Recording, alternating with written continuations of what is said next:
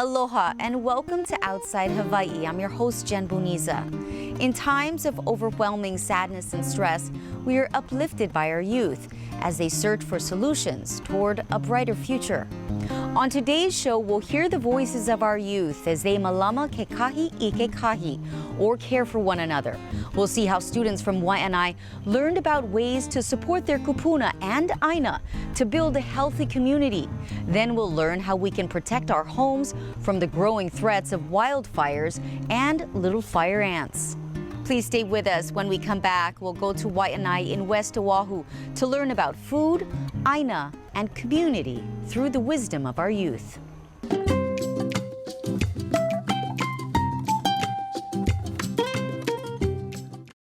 Jen Boniza's wardrobe is provided by Missing Polynesia.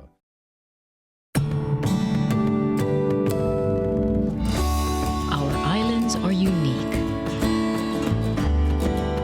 Our challenges are too. By taking care of our communities, we make them stronger. Hawaiian Electric, making sure everyone benefits as we work toward a sustainable future. Herbivores are like the lawnmowers of the sea. These are parrotfish or uhu. Kole are the surgeon fishes. They clean our reefs and they create the sand, which enables new corals to come in and start to replace the damaged corals. And that's why it's important to put limits on yourself and not take too many. Take responsibility for what you're supposed to care for and do that and believe that other people in the world are going to do the same. To find out more, visit fishpono.org.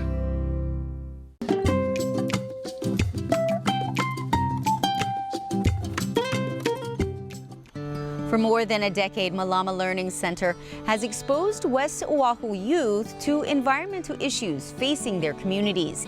Let's hear how they explore the issue of sustainable agriculture and access to healthy food. This video is created by the Malama Learning Center. Hawaii Green Collar Institute is a program of the Malama Learning Center. We've been running it since 2011, and we've had over 30 sessions for both students and teachers. It uses aina-based education to expose students to aina and also to green careers. Through this past session of Hawaii Green Collar Institute, we were able to take high school students from West Oahu to different aina sites to expose them to topics around sustainable agriculture. I'm concerned about the food systems in Hawaii because we need to know and learn what we're gonna eat. I think we should really take care of our health and what we eat. I feel like I'm concerned about our food system because all of the farmers, and we need a lot more younger farmers, and the amounts of plants, crops that they are making might not be enough. So our main issue that we're focusing on that there's so much of in the world is food insecurity, and we are focusing on the possible sustainable solutions while climate change is changing our earth.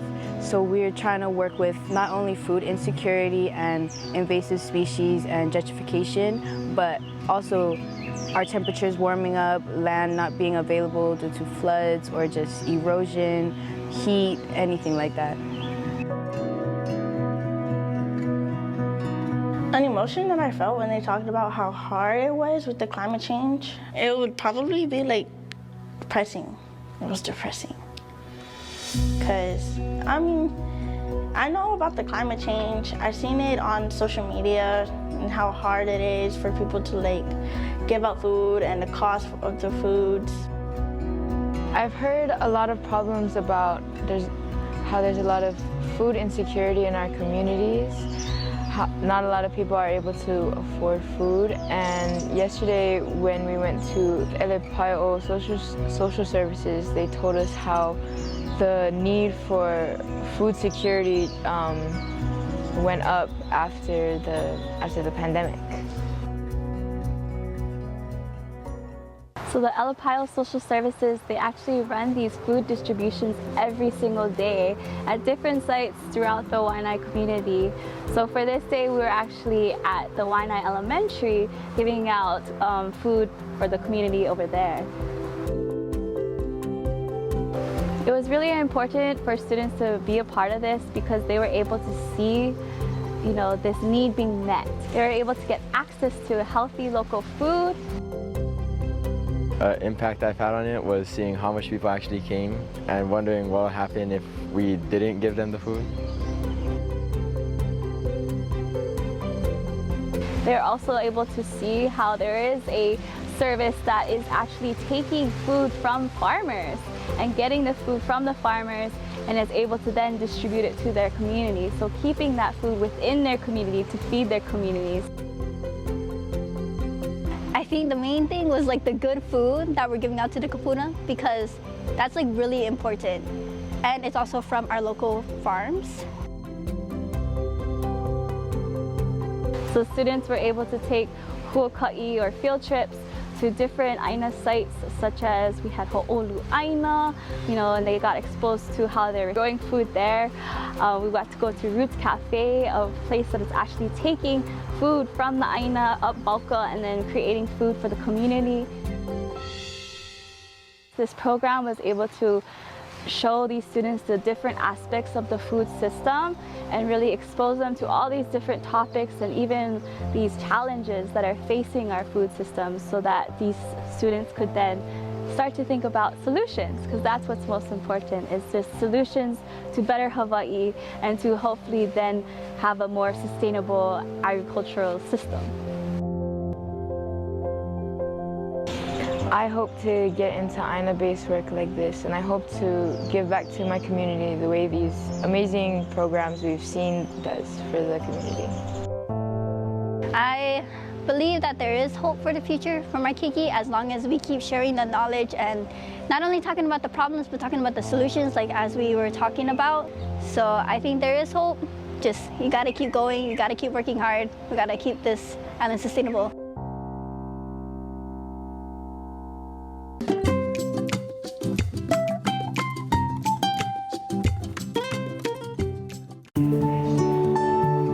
Because I am the future. Because I care about where my food comes from. Because it's my kuleana. Because we are what we eat. Because Hawaii can be sustainable. Because our school garden is my favorite classroom. Because we are the future. Learn, grow, eat. Hawaii Farm to School Hui. Join the movement.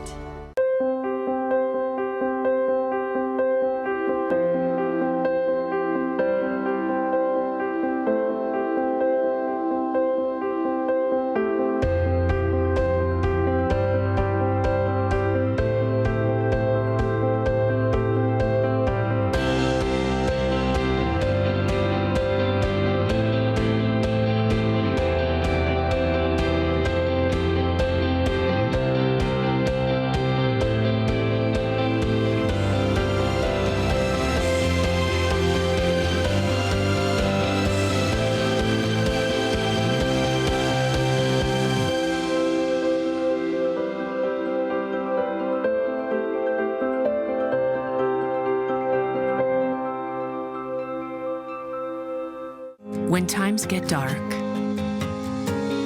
we can't see the help that's all around us. Let 211 be your guiding light for help with food, healthcare, and other resources. 211, how can I help you? Call 211 or visit 211.org. 211, get connected, get help.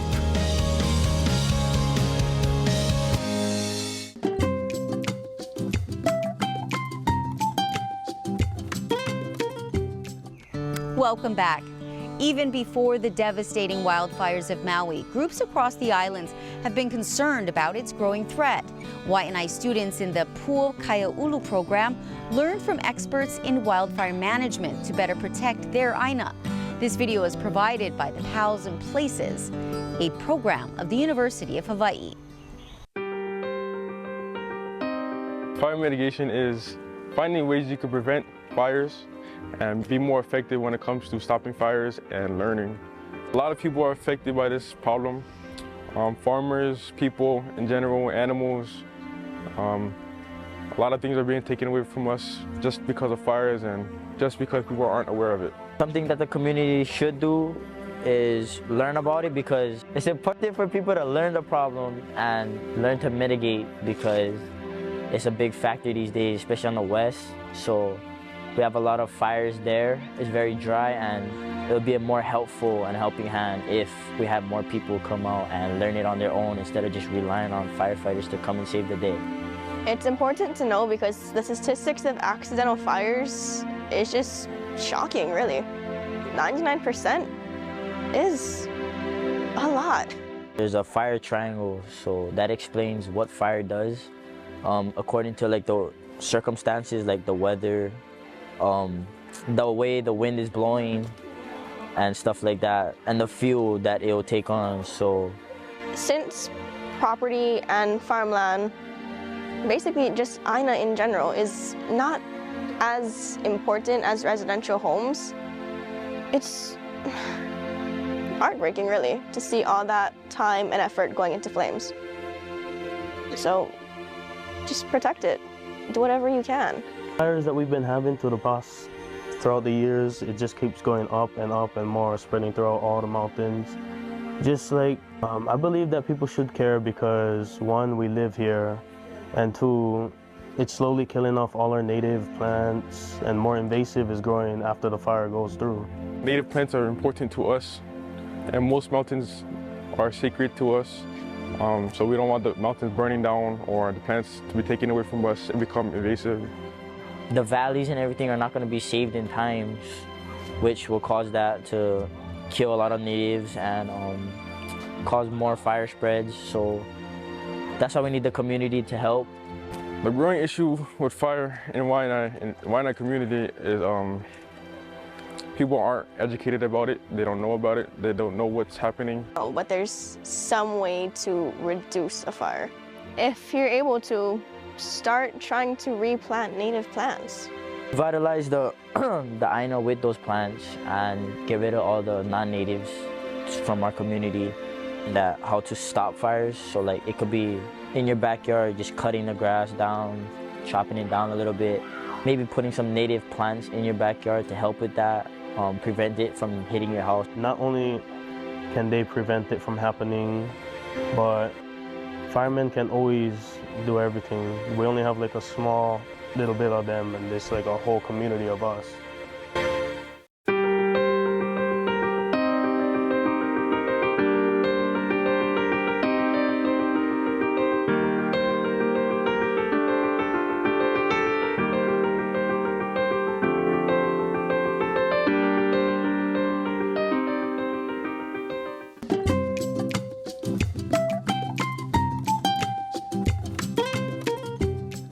In Hawaii, wildland fire season is all year long due to our consistently warm climate. And with this year's heavy rains, the threat of a wildland fire damaging our island homes has increased. But you can make a difference. Protect your home by reducing fuels and the possibility of ignition. Maintain your yard and clean out your gutters and clutter regularly. Xeriscape yards are easiest to maintain and safest against wildland fires. Help us help you.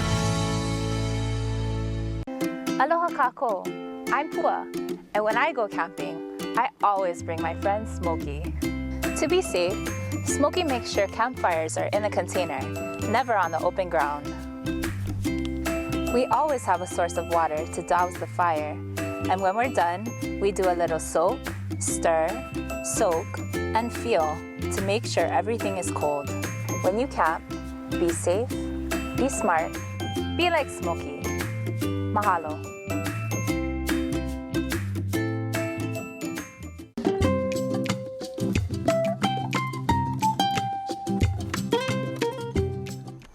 The wildland-urban interface is the area between human development and wildland where structures and fuels for fire meet. These areas are expanding as the climate changes and urban boundaries are pushed farther out. Free wildfire home assessments can help make your home less susceptible to fire. This video was shared with us by the Hawaii Wildfire Management Organization. Hi, my name is Darwin Okinaka with the Hawaii Fire Department, and this is Home Assessments, Wildfire Risk Reduction for Residents. It was so easy. I just went to the program website and gave them my name and property address. Shelley called me the next day and asked me when she could pop over, and they said it would only take 45 minutes. Our home assessments are done by friendly and trained community members. They not only make suggestions as to what you can do to your house and surrounding area to reduce the chances of your house igniting, they also leave you with valuable wildfire preparedness information that can help you take action ahead of the next wildfire. I heard about it from my neighbor who had an assessment done. She showed me the website where I could sign up, and I did. It was so easy.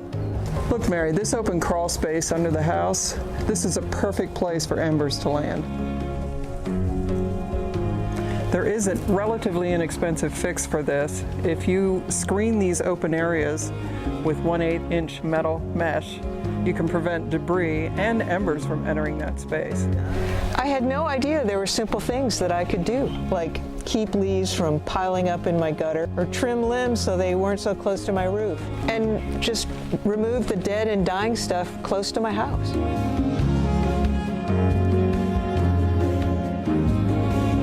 Aloha, Auntie Mikiala. I'm Mike Shore. I'm a community wildfire ambassador for FireWise neighborhoods in the area. I've been trained by the Hawaii Wildfire Management Organization to assess a home's fire readiness and basically to talk story with the owners about how we can better prepare in case of a wildfire event. Home assessments allow residents to learn what they can do around their house and property to reduce the chances of their house igniting in the event of a wildfire. This program is a partnership between Hawaii Wildfire Management Organization, the county fire departments, and the State Division of Forestry and Wildlife. Well, being a homesteader here now and being evacuated due to a wildfire on these hills, I took the initiative when I saw the sign at the front of our homestead to take advantage of that free wildfire home assessments. I'm glad they put that sign out at the front of the opening of our community. As you know, Pu'akapu is full of these wild grasses, these fine flashy fuels. And so when they dry out and mix with that wind, your home could be very vulnerable to fire. That's what I understand. With funding from the U.S. Forest Service and coalitions and collaboratives, Hawaii Wildfire Management Organization is providing free home and yard assessments to property owners living in or around a FireWise USA community. Residents who prepare their properties ahead of time help our firefighters to better assist them in the event of a wildfire. When a big fire takes place, we can't be everywhere at once. Residents doing what they can ahead of time is what saves lives and property, including those of our firefighters. We encourage every resident to prepare their homes and yards ahead of a wildfire. The first step is to have a property assessment completed by one of our trained community members like Shelly and Mike. Mahalo for doing your part, keeping our people and island resources safe from wildfire.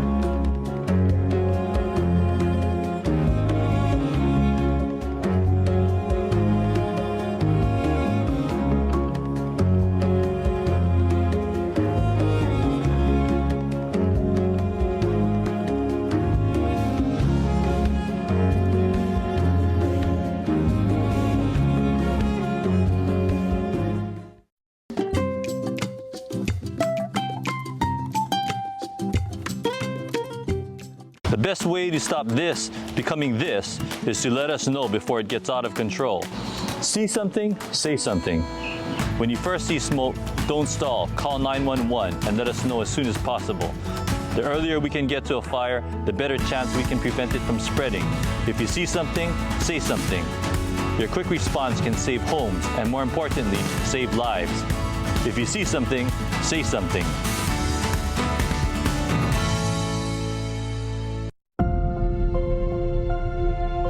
The ocean is in your hands. It's vast and abundant. It has its limits. Take only what you need, for our children's sake. The ocean is your gift.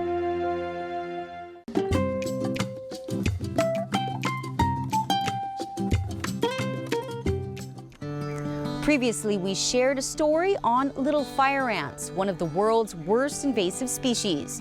Unfortunately, their population in Hawaii has grown, with 30 active sites on Oahu and more on other islands, except Molokai and Lanai. We need everyone's help to prevent them from spreading farther. The message is clear. Check your plants for ants. Folks are like, what's the big deal? It's just one other ant. But this is a real game changer. The little fire ant is what we call a tramp species of ant, which is basically an ant that's very good at hitching a ride from place to place. On the Big Island, it's infested some really important beaches that have to be shut down about every 6 weeks in order to treat for ants. It actually can make its nests up in the trees as well as on the ground. And on a light, windy day, they'll actually blow down on you. And it's 50, 100 stings at once. Pretty dreadful. If you're picking fruit, every time you're picking that fruit, these ants are raining down on you. The first time someone actually knows that they have this ant on their property is when they're being stung in bed at night when they're sleeping. In addition to the ecological damage, it is also a very important agricultural pest. The combination between an ecological and an agricultural pest makes the little fire ant one of the worst invaders that we have. The department was one of the leaders of putting a response team together, specializing on the little fire ant, and that's the Hawaii Ant Lab. Hawaii Ant Lab is a part of the Pacific Cooperative Studies Unit, which is in turn a part of University of Hawaii. We are an organization that is tasked with killing the little fire ant. Folks who do know about little fire ant on Oahu might have heard about an infestation in Mililani or the one in Waimanalo, and they think that that might be it, that it's not widespread. But actually what we're dealing with is the ant has been found on all main Hawaiian islands besides Molokai. So it's here. We just really need to find it at this point. We need people to test their property. I first became involved on the Big Island in Hilo, where I saw a lot of blind dogs, animals. Coming back to Oahu a couple of years ago, we located the fire ants right out my front door and throughout the neighborhood. I personally spoke to the neighbors by canvassing house to house, and the reaction was mixed. It's like, well, the state is responsible, they should do it for us. Or, well, I'll have the exterminators or the yardmen come in, contact poison the ants, which I informed them was not the way to do it. We have to change our thinking and move forward using good science. That's the only way we're going to stop this intrusion of ants. Ant lab people were here. They did a plotting of the ants' locations, and it's very methodical, and that's the way it should be done. They're great. We have to treat about 8 times over a year, but really the impact is very minimal. To come in and treat a site would take maybe 10-15 minutes. There's no one single agency or organizations out there that can take on the task of fighting invasive species. We still fund the activities of the Hawaii Ant Lab, and we're probably about $4 million into it that we invested in the Hawaii Ant Lab. I think it's a a good investment. We need public awareness, we need funding, and we need engagement. We need people to be testing their property. The test is really simple, very easy to do. All you need is a jar of peanut butter, some chopsticks, and a Ziploc bag. And what you want to do is you take the chopstick and you put a very thin smear of peanut butter on there. You don't want it to be a big glob. And you take that chopstick and you place it on the ground outside in cool, moist places.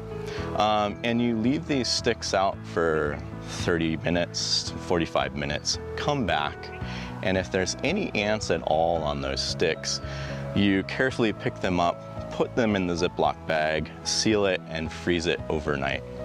I encourage folks to go to stoptheant.org for more information and to get a test kit. We all have chopsticks and Ziploc bags, so it's pretty simple to put together. There's so many people interested, concerned, and active in invasive species work. And I think that gives me hope that there's a lot of support from all sides of the community, all sides of academic research organizations, and I think that's the most important part, that we continue the pressure so we're not the only ones out there fighting the war.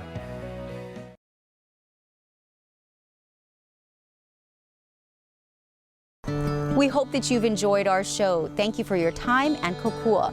We wish to thank the Hawaii Wildfire Management Organization, the Hawaii Community Foundation, and all of the first responders and thousands of people caring for our island communities in need.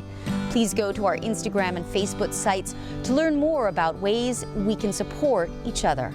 Aloha, ahuiho, malama Hawaii.